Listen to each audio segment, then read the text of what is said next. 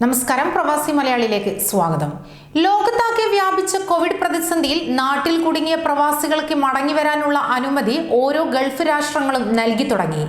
ഇത്തരത്തിൽ UAE പിന്നാലെ Qatar നൽകിയെങ്കിലും ഇനി കാര്യങ്ങൾ തീരുമാനിക്കേണ്ടത് ഇന്ത്യയാണ് എന്നാണ് പ്രവാസികളെ ആകെ കുഴയ്ക്കുന്നത്. ഇന്നലെ മുതൽ ഖത്തറിലേക്ക് പ്രവാസികൾക്ക് മടങ്ങിയെത്താനുള്ള റീ എൻട്രി പെർമിറ്റിനുള്ള അപേക്ഷ സ്വീകരിക്കൽ ഖത്തർ ആരംഭിക്കുകയുണ്ടായി. എന്നാൽ എല്ലാ വിദേശ രാജ്യങ്ങളിലേക്കുമുള്ള വിമാന സർവീസുകൾക്കുള്ള വിലക്ക് ഇന്ത്യൻ സർക്കാർ ഓഗസ്റ്റ് 31 വരെ നീട്ടിയിരിക്കുകയാണ് എന്നത് പ്രവാസികൾക്ക് ചെറിയ ആശ്വാസമായി തീരുകയാണ്. ഇക്കഴിഞ്ഞ ദിവസമാണ് കേന്ദ്ര സർക്കാർ തീരുമാനം പുറത്തേക്ക് വന്നത്. ഇതോടെ പ്രവാസികളുടെ മടങ്ങിവരവ് നീളുമെന്ന് ഉറപ്പായിരിക്കുന്നു.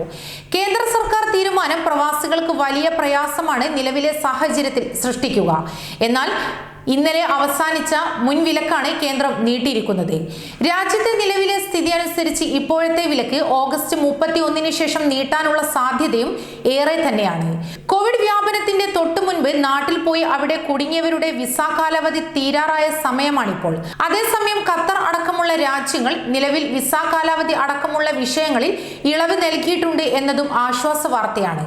എന്നാൽ പ്രവാസികളുടെ മടങ്ങിവരവിന് തങ്ങൾ അനുമതി നൽകിയ സ്ഥിതിക്ക് ഇനി അത്തരം ഇളവുകൾ ഗൾഫ് രാജ്യങ്ങളടക്കം തുടരാൻ സാധ്യതയില്ല എന്നതും പ്രവാസികളെ ആശങ്കയിലാഴ്ത്തുന്നു. ഇത്തരത്തിൽ നിലവിലെ സാഹചര്യത്തിൽ പ്രവാസികൾക്ക് മടങ്ങിവരാൻ വിദേശ രാജ്യങ്ങൾ ഇന്ത്യൻ സർക്കാരുമായി ഉഭയകക്ഷി കരാർ ഉണ്ടാക്കേണ്ടി വരുമെന്ന് ഖത്തറിലെ പ്രവാസി സാമൂഹ്യ പ്രവർത്തകർ അബ്ദുൾ റൌഫ് കൊണ്ടോട്ടി വ്യക്തമാക്കുകയും ചെയ്തു. ഇത്തരം കരാർ വഴി വന്ദേ ഭാരത് മിഷൻ സംവിധാനമോ ചാർട്ടേഡ് വിമാന സംവിധാനമോ ഉണ്ടാക്കണം. ഇപ്പോൾ കേരളത്തിൽ നിന്ന് UAE പ്രവാസികൾ മടങ്ങിയെത്തിയത് ഇത്തരം കരാർ അടിസ്ഥാനത്തിലാണ്.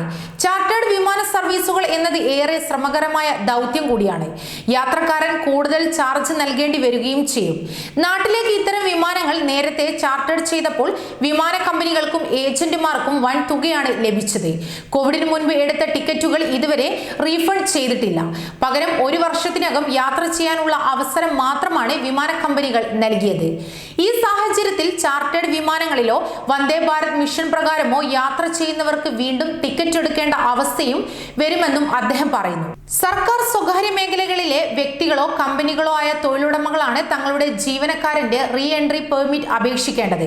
കുടുംബങ്ങളുടെ സ്പോൺസറായ ഖത്തർ ID ഉള്ളവർക്ക് അവരുടെ സ്പോൺസർഷിപ്പിലുള്ള കുടുംബാംഗങ്ങൾക്കുമായും അപേക്ഷിക്കാം. ഖത്തറിൽ എത്തുന്നതോടെ യാത്രക്കാരൻ മൊബൈലിൽ ഇഹ്തിറാസ് ആപ്പ് ഇൻസ്റ്റാൾ ചെയ്യണം. ക്വാറന്റൈനിൽ ഇരിക്കാൻ നിർദ്ദേശിച്ചുകൊണ്ടുള്ള മഞ്ഞ നിറമായിരിക്കും ഇഹ്തിറാസ് ആപ്പിൽ ആദ്യം. ഒപ്പം രാജ്യത്ത് തിരിച്ചെത്താനുള്ള re entry permit Qatar ID കാലാവധി കഴിഞ്ഞവർക്കും അപേക്ഷിക്കാം. അതേസമയം തന്നെ റീ എൻട്രിക്കായുള്ള അപേക്ഷ തള്ളിക്കളയുന്നതിനും സ്വീകരിക്കുന്നതിനുമുള്ള പൂർണ്ണ അധികാരം ബന്ധപ്പെട്ട ഖത്തർ സർക്കാർ അതോറിറ്റികൾക്ക് കൂടിയാണ്. COVID-19 അപകട സാധ്യത കുറഞ്ഞ രാജ്യങ്ങളിൽ നിന്നുള്ള അപേക്ഷകൻ 72 മണിക്കൂറോ അതിലധികമോ സമയം രാജ്യത്ത് തങ്ങിയിട്ടുണ്ടെങ്കിൽ അത് സ്ഥിരീകരിച്ചുകൊണ്ടുള്ള രേഖ അപേക്ഷയോടൊപ്പം സമർപ്പിക്കണം. അപേക്ഷയിൽ നൽകിയിരിക്കുന്ന വിവരങ്ങൾ അപൂർവമാണെങ്കിൽ അപേക്ഷ തള്ളിക്കളയുന്നതായിരിക്കുമെന്ന് അധികൃതർ വ്യക്തമാക്കുകയും ചെയ്തു.